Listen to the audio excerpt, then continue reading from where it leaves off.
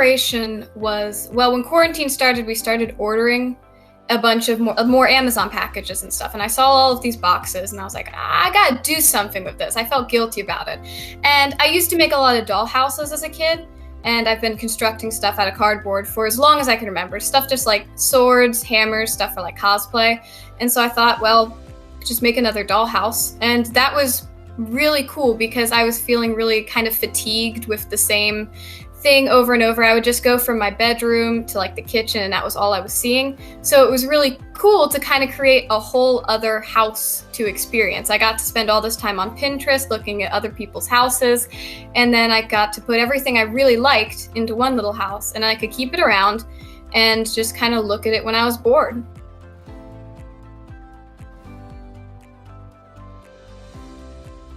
Very helpful because I get really bored, as I think everyone does. You're in your house all day. You can't really go out because that'd be unsafe. So you have to stay and you have to kind of entertain yourself. So every day I do school, and then immediately once I'm done with like school and schoolwork, I just go draw. I draw and I draw for hours. Yeah. I love to watch like live streams or just YouTube or TV while I do it, but I just love to draw. It's the perfect outlet to keep me entertained. I think that's why there's less submissions this year to Scholastic. I think a lot of people are more depressed and they can't really bring themselves to do art, which is totally understandable. I just want to make people happy with my art. There's a lot of great political art out there. I really appreciate it, but it's not something that I personally do with my mission. I just want people to be able to look at my art and be like, this is making me happy. I'm going to be studying fashion design at Kent State next year. And my goal overall is to just be able to make art that makes people confident. I want to make clothing that makes people happy. And so I want to make art that makes people happy. I want people to look at it and say, this is aesthetically nice, it's pleasing to my eyes, and this makes me happy.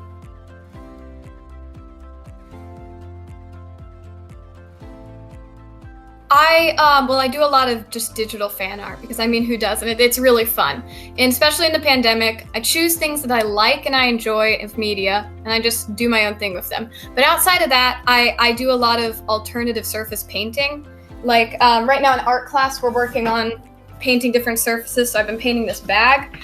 But I find it very enjoyable to find blank spaces around just in my area and just paint them. I think that's very fun. So that's most of what my painting is. Yeah.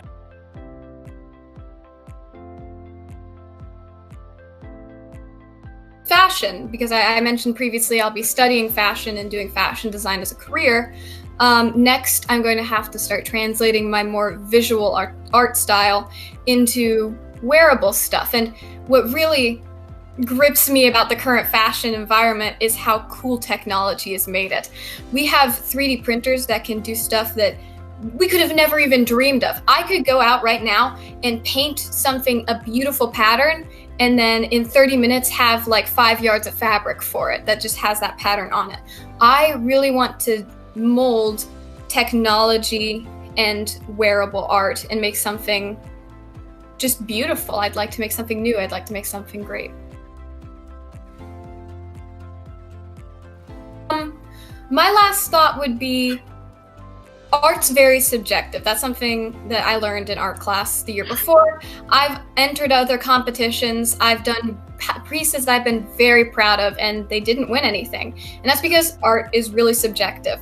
If somebody out there did something that you're proud of and you're like, oh, it must not have been good because it didn't win any awards. Absolutely not true. It really depends on how it strikes that certain judge at a certain time. So if you have something that you're proud of and you enjoyed, that's a win.